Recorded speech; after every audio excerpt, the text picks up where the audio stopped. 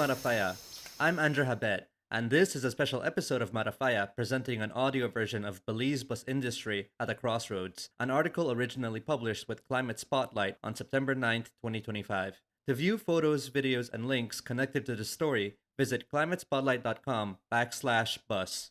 To read more of my reporting, follow me at André Habet on Instagram, TikTok, or LinkedIn. The Belize bus industry at a crossroads. With low profits and dissatisfied passengers, who is coming out on top in Belize's bus industry? Editor's note: some of the quotes in this article are in the Creole language.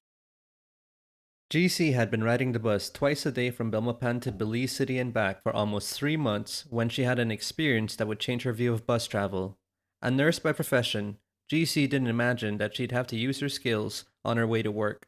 But that's exactly what happened on June 25th, 2025 on a 6 a.m. bus to Belize City. GC asked that we not use her name. Unlike her usual routine of sitting in the back to get some extra rest during her early morning commute, that day, GC happened to be awake at the front of the bus because of a talkative seatmate. Aware and alert, GC said that around 6:30 a.m., she noticed the bus drifting towards the center of the road.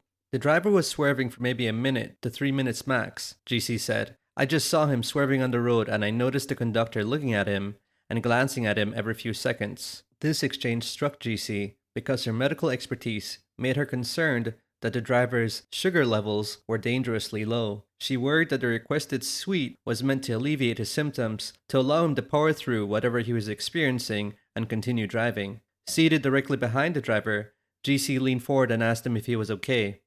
He didn't respond. Head nodding against his chest, GC says that the driver was initially resistant to stopping the bus. Let me check you, she told the driver. The conductor agreed. Yes, stop the bus so the nurse can check you, GC recalled him saying. The driver remained reluctant. So GC insisted. For reasons that are unclear, the clearly panicked conductor was unable to operate the bus. So another passenger took over and assisted the driver in pulling the bus off the highway. Transport officers at the Belize City terminal later confirmed that the incidents did indeed take place. Once parked alongside the highway, GC and a medical doctor on board the bus attended to the driver. They noticed he had facial paralysis on his left side, a clear indicator that he was most likely experiencing a stroke. The bus driver, who GC said was still giving instructions to the conductor as he was placed in the ambulance, was transferred to the Carl Huschner Memorial Hospital. Terminal officers told me that it is quite common for bus companies to hire conductors who are not equipped or trained to take the wheel in case of an emergency. GC's experience was a rare near miss avoided when an alert and qualified passenger noticed the problem. Of course, not every commuter's story about the bus has a happy ending. In the course of reporting for this article, I learned that Belizeans faced a variety of safety problems when they board the nation's buses, which operate through a patchwork of private companies that transport people between neighborhoods, villages, and the entire country. These companies, ranging from highly localized to nationwide operators, transport thousands of Belizeans every day with little enforcement of existing regulations from the police, Department of Transport, or municipal traffic departments. This, despite an investment of 340,000 USD to the traffic departments of the municipalities, the police, and the transport departments to improve understanding of best practices in the various aspects of traffic law enforcement, according to a 2022 Caribbean Development Bank report on the first Belize road safety project that ran between 2013 and 2019. This amount doesn't account for further enforcement training investments made during the second Belize road safety project from 2019 to 2024, for which CBD has yet to publish its project completion validation report. Bargain travel, unknown risks. Despite the litany of issues commuters face with the bus, one undeniable fact is that whether for inter-district, rural, or municipal travel, the cost can't be beat. A ticket from Belize City to Belmopan costs between $6 and $9. Traveling the length of the country from Corozal Town to Punta Gorda in Toledo, which requires a transfer in Belize City or Belmopan, costs about $45. At the municipal level, the UNDP-funded e-mobility bus pilot launched last summer by the Belize City Council charges $3 for regular commuters to any stop along its route, and city dollar vans charge $2 versus an average $10 cab fare. In the absence of a unified scheduling system for the nation's bus lines, Constantine Enriquez, an IT specialist, developed an app to fill the void. He said that despite owning a car, He still takes the bus 3 times a week from his home in Vista Del Mar to the Neil Gordon Gym near Pone Yard. Comparing the cost of driving his car versus taking the bus, Enriquez said, "Instead of having to spend maybe $15 or $20 on gas, I just paid $2 one way." When it comes to the rate and severity of bus collisions or other incidents that lead to passenger injury or death, the numbers are unclear. Using the Freedom of Information Act in May this year, I requested the raw data for the annual number of bus versus bus, car, or road vehicle related accidents, collisions, and other incidents in which driver and or passenger safety was imperiled for 2020 to 2025. However, as of publication, I have not received any response from the Department or Ministry of Transport with the request currently pending investigation at the Office of the Ombudsman. Without government data, what we are left to rely on are individual accounts and news reports, which together paint a harrowing picture of incidents involving buses over the past year. Buses spontaneously combusting, overturning with passengers, including children, aboard, and collisions resulting in fatalities in broad daylight. Between August 2024 and August 2025, Belizean news media reported at least 5 incidents involving buses that resulted in either passenger injury or death. One incident resulted in a bus overturning, injuring over 30 people. 2 concerned a collision between a bus and a pedestrian. Most recently, 16-year-old Hatteville resident Terrell Cardenas, who was riding a bicycle when he was hit by a 20-year-old driving a Florale bus. Most recently, on August 30th, a bus collided with 2 people on a motorcycle in Corozal, resulting in their deaths. 5 may seem an insignificant number for those not directly impacted by the loss of loved ones or the time needed to recover from injury, yet broader trends in national road safety indicate that the number of injurious incidents related to buses is likely higher. A 2023 Inter-America Development Bank report on road safety in Latin America and the Caribbean, citing data from the World Bank, said that Belize has a higher than average rate of road fatalities for the region, despite the 2 road safety projects over the past 10 years. As reported by the news media, accident survivors, ministry officials, and police investigators point to a host of causes for safety lapses. They include, but are not limited to, mechanical failures, such as worn tires and faulty electrical issues, operator error, including speeding, illegal overtaking, and distracted driving, a lack of road markings, including signs and visible dividing lines, road and highway erosion, and poor upkeep. The rate of injury or fatality for passengers or drivers of buses is also hard to determine, since the exact number of bus operators active in Belize is not publicly available, with no such information listed on the Department of Transport's Threadbare website. According to the president of the Belize Bus Association, Thomas Shaw, there are as many as 300 bus operators in the country. 31 of them are members of BBA. Meanwhile, research for this story produced a list of 70 bus operators, many of which have no publicly listed information beyond the Facebook page.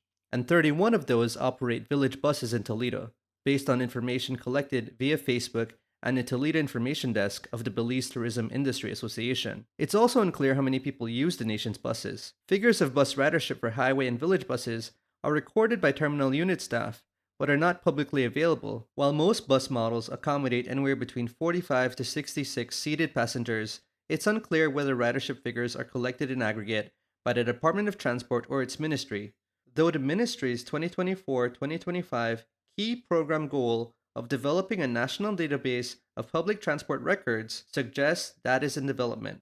Regardless, that number is unlikely to take into consideration standees, passengers who pay a fare to ride the bus when over capacity and may not get a seat for the duration of their trip, one of the most common violations practiced by bus operators. Only the Belize City Council's UNDP-funded e-mobility project was able to share ridership figures, which are electronically recorded by conductors through their point-of-sale system. Belize City Council e-mobility project coordinator Neil Hall said that since May of this year, the 2 22-seater e-buses combined have had at least 16,000 passengers a month, representing a quarter of the city's 64,000 population. With a national population of less than 500,000, Shaw believes that the demand for buses is relatively low for the region, and therefore doesn't provide sufficient profit for operators to reinvest and improve their fleets and train personnel. Still, across various interviews with passengers, several lamented the lack of enough buses to accommodate their travel schedules, among other issues. Not that bad, not that good, but it can be better. On a Monday morning in July, I arrived at the Belmopan terminal after visiting family in Belize City. The ride aboard the Westline bus had been harrowing. A tire blew out near the zoo, and the bus kept on driving to the capital. When we arrived at the terminal, a replacement bus was waiting to transfer passengers continuing west, while a surge of other people at the terminal attempted to board the new bus, which was already near full capacity with its original group of riders. Brianne Griffith, who regularly commutes for work, was among the passengers unable to board the bus heading to Cayo. I am from Boom, so I usually would catch the Enriquez bus and then catch the West Line to Cayo, she said. But this morning, the Enriquez bus had some mechanical issues, so that didn't run. I ended up having to come to Hattieville, and I was there for an hour and hitched a ride to the terminal. I'm still waiting for the bus to work. That morning's delay was not an isolated incident for Griffith. There are instances where the bus breaks down and then you're left on the road for hours waiting. My first day on my current job, I was there waiting for a bus until after 9. So I made it to my first day like almost 11 that morning, and I was out there from 6 a.m. Travel delays like the one Griffith has experienced were one of the most frequent complaints among passengers interviewed for this article. Passengers who feel like they have little choice in the matter of transportation to go to work, school, or other obligations. A passenger at the terminal, who did not share his name, observed, "There are high times when there's a lot of people here and there's one bus scheduled. The buses could make adjustments when they know it's going to be a lot of people here. Even getting information about the schedule can prove a challenge, with one passenger reporting 2 instances of being shouted at by a terminal officer or ticket agent upon requesting schedule information." Speeding was another concern for some passengers. One stated that some drivers have to take their time when driving. Passengers also expressed frustration with the current ticketing system. "Sometimes you buy a ticket and you still not get to sit on the bus," said another passenger at the Bilmapan terminal. Such experiences with ticketing are more than a minor annoyance for some passengers. President of the Belize Assembly for People with Diverse Abilities, Francisco Cuellar, stated that the entire bus experience is inaccessible for disabled persons despite the passage of the Disabilities Act in December 2024, which legislated for increased accessibility for public transportation and buildings, among 8 central measures. Asked what improvements had been made in regards to accessibility of either public transportation or buildings, Cuellar replied, "Absolutely nothing," and expressed his disappointment with the government's lack of action. Carmelita Guerra, who lives in Belmopan and travels monthly to Punta Gorda to visit her daughter, said that for herself as a disabled person with chronic bone and joint weakness, taking the bus is a taxing process that has resulted in injury for her on 3 separate occasions. To start, Guerra says, you have to reach there like an hour early just to get in line to buy a ticket. The difficulty continues at boarding. When they open the gates, it's very chaotic. Sometimes you get stampeded, you get pushed, you get shoved. Sometimes they don't open the gate completely, so you can get injured, and then you have to fight your way to get on the bus. Even once on the bus, Guerra is sometimes unable to get a seat for much of the 5-hour trip. The strain is so severe that Guerra often finds herself exhausted the following day. Still, some commuters at the Bilmapan bus terminal were positive in their views of the existing bus service, noting the price of the bus as unbeatable for getting around the country. Several considered the standards to be expected for Belize, with one passenger saying he didn't think there was any room for improvement with the bus service, given the circumstances in which our country is third tier. As another passenger put it, the bus experience in Belize is not that bad, not that good, but it can be better. With these personal experiences in mind, I wanted to see what patterns emerged in the daily life of commuters. The following results, though probably unsurprising for regular commuters, reinforced passengers' accounts of overcrowded buses, incidents of speeding, and highly distracted driving that all run the risk of injury to passengers. 2 weeks in the lives of bus commuters. The Motor Vehicle and Road Safety Act empowers the Ministry of Transport to make regulations as regards motor omnibuses and freight passenger vehicles. Most regulations listed in the Act concern the number of buses, their routes, and the issuance of road service permits. Those regulations are overseen by the Department of Transport. On a day-to-day basis, it's up to terminal officers, municipal traffic departments, and highway patrol to ensure that regulations are being followed by bus operators. Joel Armstrong, owner of Armstrong Bus Line in Orange Walk, says that this primarily takes the form of inspections that happen regularly at terminals, with check for equipment such as spare tires and fire extinguishers, among other requirements. To get first-hand accounts of bus rides along various routes, I hired 2 people who take the bus Monday through Friday for their jobs. These field agents recorded their bus experiences as they traveled twice a day, one from Belize City to their workplace at Mile 30 on the George Price Highway, and the other from Belize City to Crooked Tree. They filed daily reports sharing their experiences and observations, including any driving violations, and used cameras to corroborate their reports. Although a limited sample, The reports and footage reveal a pattern of overcrowding in the morning and evening along both highways. Across the 36 trips the field agents recorded, half of the trips included people standing in the aisles due to overcrowding.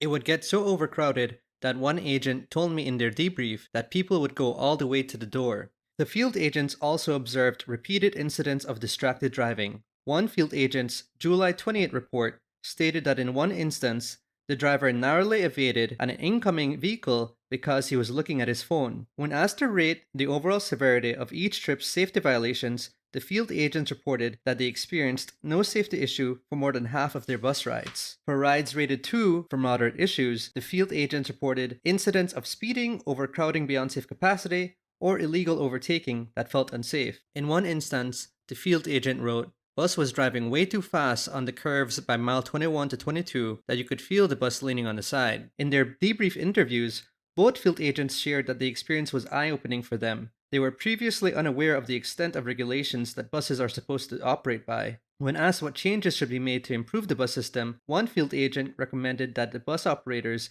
receive annual driving lessons on how to drive buses on the highway. The other agent stated that a bus driver should be driving not only for himself, but for everyone on the bus. Of course, while the experience of riding the bus is familiar to many, the work and stress of managing a bus company is unknown to most Belizeans.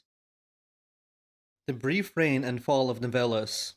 The Minister of Transport, Dr. Luis Habet, is exploring the development of a national bus company in which participating bus operators would receive a stake commensurate with the value of their current bus company assets. It's an idea that Habet believes can lead to substantive improvements for the industry. However, for Belizean bus pioneers, there's nothing novel about the idea. In the words of Sylvester Mesh of Mesh Bus Line in Cayo, "We have faced this experience before with Novelos, and then in the long run it collapsed, and it never did work." Mesh is referring to the period in the late 1990s and early 2000s when Novelos held a monopoly on several of the most coveted bus routes in Belize, following a series of competitor buyouts. These were purchased through, among other sources, a $30 million loan from the Development Finance Corporation, commonly known as DFC. At that time, competitors of Novelos included other operators that have also since vanished from roadways. Reflecting on the period when Novelos took over much of the industry, Shaw stated, "Novelos bought over Zapane, Z-Line, a bus operator which Minister Zapane once ran, bought out Urbina, bought out Gilhari, bought out Batiz, and they were pioneers in this business, right? Novelos thought that by owning everything, that would have been better for them. It got worse." The day Novelos went into receivership, March 5, 2004, it issued a press release stating, "Novelos finds this debt to be unpayable given the high interest rates, high operational costs, and the fierce cutthroat competition in the transport business." The current bus system, therefore, emerged after the dissolution of Novelos and the redistribution of its road service permits among other operators that remained or arose in the wake of its end. Before then, assigned seating was the norm in the industry, a standard operating procedure that the Department of Transport recently tasked bus operators with reviving by August 15, 2025, though implementation has been minimal, with one bus ticket agent stating, "A lot's supposed to happen that doesn't," when I asked him about it on August 30th. In short, the bus industry has experienced massive upheaval over the last few decades, which several operators have weathered and come through. Yet those operators still working that I spoke to for this story shared how the financial pressures are now worse than ever, with one operator questioning whether they'll be able to continue in the industry much longer. High interest rates, high operational cost, a cutthroat business. Across my interviews with the three bus operators, Thomas Shaw, Joel Armstrong, and Sylvester Mesh, one through line that came across was the increased difficulty that operators are having making a substantive profit in the industry. With slimmer profit margins, operators are hard-pressed to find capital to invest in maintaining and improving their fleets. As Shaw put it, "You cannot determine what you're going to make. It fluctuates. The way our buses are running right now, you find out that no buses are running at 100% capacity." This unpredictability in passenger numbers in the view of operators makes it difficult for them to ascertain what their monthly income will be after expenses, which are extensive in instances where operators are maintaining their fleet and company in working order. For instance, to maintain good standing with the Department of Transport, bus operators must ensure they are fulfilling the terms of their road service permits, meaning that they are providing timely and reliable transportation for the runs they are scheduled for. This in turn exacerbates speeding, one of the biggest concerns for passengers I spoke to, since drivers often compensate for any delays in their trip by exceeding the speed limit in various instances. Armstrong stated that from Pelote High School to Barrel Boom cutoff sometimes could take an hour and a half. It's typically a 30 to 40-minute drive by car. You consume a lot of fuel, he said. You better have a good radiator, or else your bus will run hot. That causes wear. At the same time, that causes danger. That danger then takes the form of bus drivers exceeding 75 miles per hour, according to Armstrong, at various stretches of the Philip Colson Highway. Armstrong added that some passengers prefer buses at these speeds to arrive at their destinations more quickly, which provides further incentive to bus operators to exceed safe speed limits. In addition to navigating competitive roadways, bus operators must also keep their buses in working order, a feat that requires continuous capital investment. Mesh said, "You have to pay the driver, pay the conductor, pay tax to the government, license, social security, and apart from that, the maintenance of the bus. Then there's insurance. In addition to the usual liability insurance, buses should also pay passenger liability insurance, which further drives up the total cost." To illustrate, Armstrong used the following example. My school bus, the regular liability insurance is $400 Belize for the whole year. With the passenger liability insurance, it comes out to almost 3,000 Belize per year. Orinco, the association representing Belizean insurance companies, did not reply to questions concerning member organizations' policies with bus operators as of publication. Some of the most costly maintenance expenses for bus operators are tires, which all operators agreed should be changed every 6 months on average. Armstrong and Shaw reported spending around $5,400 and $4,800 respectively on new tires twice a year per bus. Caribbean Tires sells 11R 24.5 tires. The size is used by larger buses for an average of $641.25 Belize. Illustrating the high cost of bus parts, Joel DeSuze, an Orange Walk-based bus mechanic for operators like Silva's Bus Line, stated, "If you go buy one injector, one sensor, it comes out to $400 to $600. The parts are not cheap. Additionally, the cost of parts doesn't account for any diagnostics or mechanical labor, which in and of themselves can be prohibitively expensive if operators lack the skill or capacity to make most repairs themselves. Something to which the three operators all attested to doing, each recounting how they regularly work through the night into the early morning, making repairs just to then get back on the road. Armstrong estimated that maintaining a bus in good condition takes $15,000 to $16,000 a year, with just a bucket of oil costing $385, which has to be changed every 2 months in dry weather conditions. Of course, all those numbers pale in comparison to the biggest expense bus operators face: fuel. In separate conversations, Shaw and Mesh stated, "Fuel is a killer." When asked what makes it difficult for bus operators to make a substantive profit, the data bears out this perspective. Since late 2020, the price of diesel has risen considerably faster than bus fares, about 15 times faster according to inflation data from the Statistical Institute of Belize. Imagine one kid growing a foot in a year while the other only grows an inch. That's the difference in their compounded growth. Most of Belize's buses run on diesel fuel, which cost about $11.42 a gallon as of June 2025, according to SIB. Meanwhile, the government has never provided bus operators with fuel subsidies except for a limited term fuel subsidy of 91 cents per gallon for eligible bus operators in 2022 during the COVID-19 pandemic for a promised 6 months, which Mesh says in practice was a couple of days and that gone. Several email requests for interviews with Minister Zabané, CEO Williams, and the Chief and Deputy Transport Officers did not receive a reply at the time of publication. Today, the high cost of fuel is making it even more challenging for many bus operators to generate a profit and keep up with necessary repairs and maintenance. Upgrading these buses themselves, many of which date to the 1990s, may be completely out of the question. The buses themselves run the gamut in terms of cost.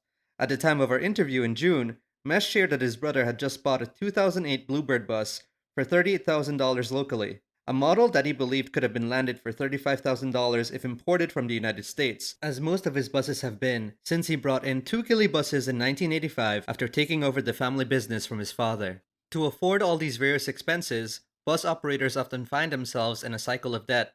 On his relationship to maintaining his buses, Mesh stated, "The buses, they are more like my wife. I stay without any money. I invested in my buses because that is my livelihood." Put less romantically, Armstrong said, once you're in the bus business, you have to owe a bank, DFC, or maybe even the person who brings down the bus for you from abroad. You have to in a big debt in order to have a good bus. These varied expenses and the tight financial regulations of the industry have created an untenable situation for operators who own less than 3 buses. They find themselves under extreme pressure at all times to keep their fleets in working order to maintain their road service permits, which can, in and of themselves, become highly politicized and subject to cronyism. Mesh said, sometimes politicians want to take away your service, and they want to give it to your competitors, even though you are pioneers in your business. So why run a bus company? It was clear from my interviews with the bus operators that they love the work they do and the service they provide to their communities.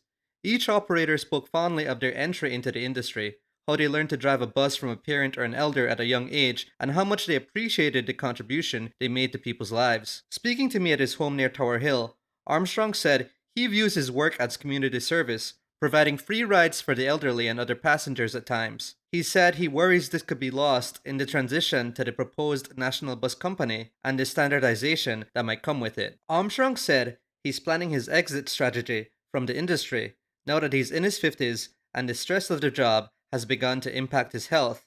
Armstrong told me he sees no signs of an upswing for his bus line even after investing most of his earnings into his buses. To date, he said, operating a bus company has not delivered the markers of financial success he aspired to, such as building a cement home for his family, having savings in the bank, and buying a personal vehicle for family outings. Novelas 2.0 and other solutions. Passengers, experts, and bus operators interviewed for this story agree that a substantive overhaul of Belize's bus system is overdue to ensure that operators can ensure sustainable profits and passengers can access safe and reliable public transportation. When it comes to improving passenger safety, one of the more obvious solutions is to require more specialized driver training for bus drivers. Currently, driving tests for buses don't have a specialized curriculum mandated by the Department of Transport, meaning that training is largely left up to individual bus operators' discretion. Richie Bardales, a driving instructor based in Punta Gorda, has been teaching people how to drive private vehicles since 2023. In 2024, James Bus Line, also based in Punta Gorda, hired Bardales to teach 20 drivers and 25 conductor. His course comprises 22 multi-hour sessions that cover developing a proactive safety attitude, recognizing and anticipating hazards, and courtesan communication with passengers. A representative from James could not be reached to comment on the impact of this course on driver performance. Another option to improve driver safety and vehicle performance may be to hire more women as drivers. Yessie Armstrong, Joel Armstrong's wife, is one of the only women bus drivers in Belize. The pair agreed that from their experience, buses driven by Yessie tended to require less frequent part replacements than those driven by their son, who Yessie said changes his brakes every month. In Yessie's view, in addition to tight bus schedules, male drivers also speed because they want to look better than the other bus drivers. Regional interest in increasing women bus drivers was expressed by Ana Maria Pinto, the chief of the transport division at the Inter-American Development Bank and first author of IDB's Regional Road Safety Report. In an email, Pinto said women remain underrepresented in the transport sector in Latin America, where they make up just 8.8% of the workforce and only 21% of leadership roles. Barriers to entry for women to the bus industry are numerous, and Pinto wrote that one reason for the gender discrepancy is caregiving, as women dedicate on average 38 hours per week to unpaid care compared to 16 for men. Yessie Armstrong put it more bluntly in her comments, stating that in order for more women to enter the bus industry, first, men's machismo needs to change. As for more reliable schedules, that might be closer than Belizeans might have dared to dream a few months ago. On July 1st, CEO Williams made his regularly scheduled 7 News appearance to show off some new cushioned seating at the Novelo's bus terminal, as well as a television that displays the schedule for passengers transiting through the terminal. However, on my first visit to the terminal since its installation, I found the television wasn't on. Once it was, I noticed that the schedule displayed was only the weekday schedule, which a terminal officer said is not updated to reflect weekends and holidays. Constantine Enriquez's online bus schedule appears to be the most developed as far as nationwide usability. Enriquez populated the schedule by aggregating schedules from Belmopan Online and individual bus operators' websites and Facebook pages after an initial request for the bus schedules from DOT went unfulfilled. Still, Enriquez said, the schedules from operators often listed times no longer corresponded with current bus runs. Asked what need his app fills, Enriquez replied, trying to take the bus is a bit of a skill, and that providing a schedule he was looking to reduce that barrier for commuters. especially tourists who are even more unfamiliar with routes, fares, and bus operators. Another alternative, low cost solution to improving bus schedules would be to change the culture around regular buses and their frequency of stops. Rather than stopping at every lamppost, as Joel Armstrong put it, bus operators and the transport board can work together to determine dedicated bus stops along every major route, leaving it up to commuters to meet the bus in those places rather than picking people up every few feet within long village routes. This changed approach to bus stops is one of the central features of Citco's e-mobility pilot, which Hall says has been able to use a data-driven approach to adding and eliminating stops to keep the buses on schedule. One potential solution to increasing profits for bus operators is to raise bus fares to compensate for increases in fuel costs over the past several years. Currently, fares are set by the Transport Board according to the Motor Vehicle and Road Safety Act, and operators are not allowed to change them without first requesting approval from the board. After Northern bus operators tried to increase their bus fares in late July, Deputy Chief Transport Officer Peter Williams told Love FM, "Bus operators cannot on a whim decide whether or not they want to increase their bus fares. It's actually an offense for persons who operate buses and charge higher rates than what is prescribed by law." In media appearances over the last few months, Minister Zabane and CEO Williams have repeatedly emphasized the maintenance of existing bus fares under their regime. Another option to increase bus operators' profitability is to expand the use of electric buses. That possibility is now being explored through a UNDP-supported pilot that will be carried out by Westline following a bidding process that the BBA criticized as opaque. Still, speaking to Hall about the municipal e-mobility project, the gap between the internal combustion engine energy cost and the e-buses is undeniable. Hall puts it, the energy bill for the electric bus is approximately $3,000 per month. With a regular diesel bus, they use close to $300 a day in fuel. One of the biggest obstacles to expanding e-bus use to Belize's highways will be maintaining the bus's electrical charges, as most of the existing charging stations throughout the country take several hours to fully recharge vehicles, and e-buses require more regular charges when at full occupancy, never mind potential standees. Pinto of IDB said that her organization also views e-transit as an important component of improving regional bus fleets, writing that by 2030 demand is expected to exceed 24,000 electric buses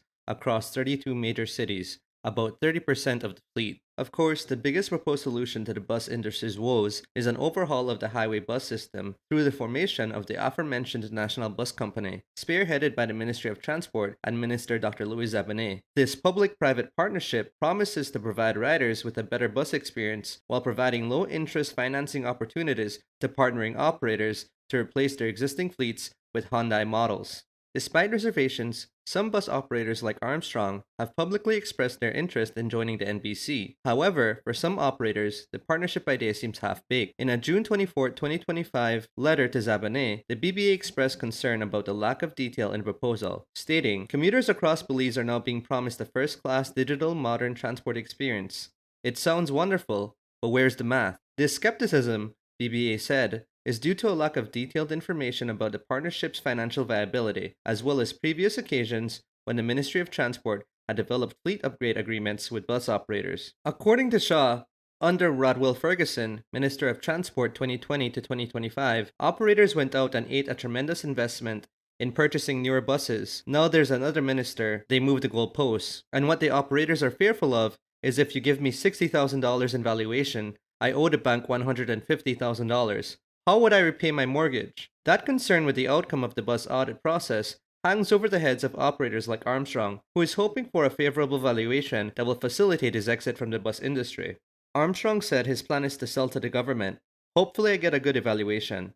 Out of that money, I have to compensate my son, my wife, and with what's left, buy a leave vehicle and chop yard. These concerns prompted one UDP representative, Godwin Haylock, to refer to the NBC as Novelo's 2.0. Only this time, the government wants to be the partner in control of the monopoly.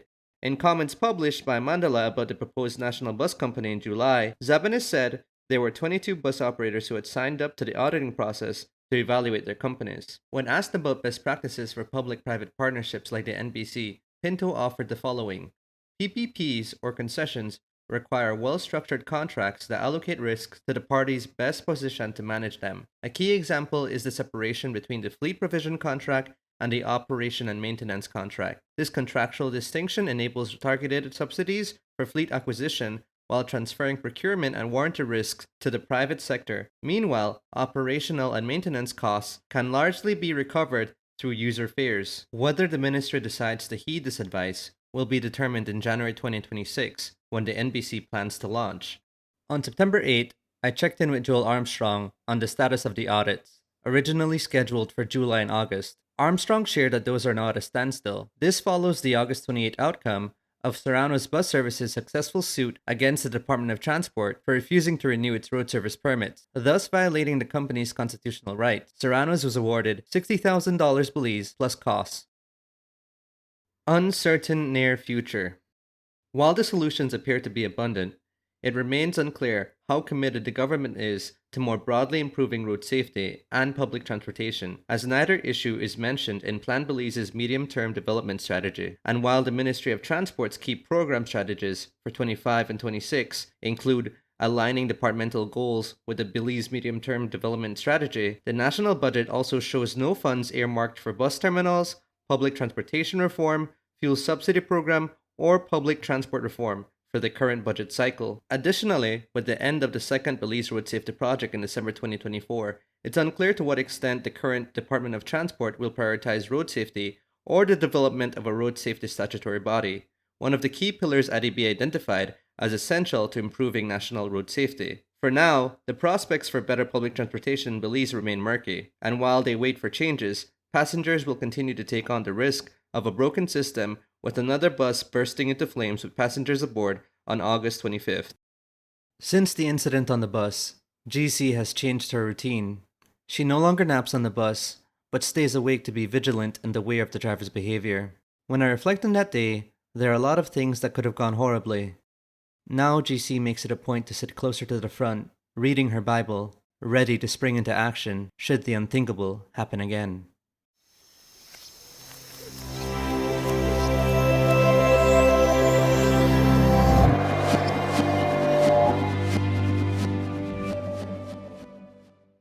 This reporting project was made possible through the support of Global Financial Integrity, a Washington, D.C. based think tank focused on illicit financial flows, corruption, illicit trade, and money laundering, and was facilitated by the Belize network of NGOs. The views and opinions expressed in this article are those of the author and do not necessarily reflect those of the supporting organizations or their partners.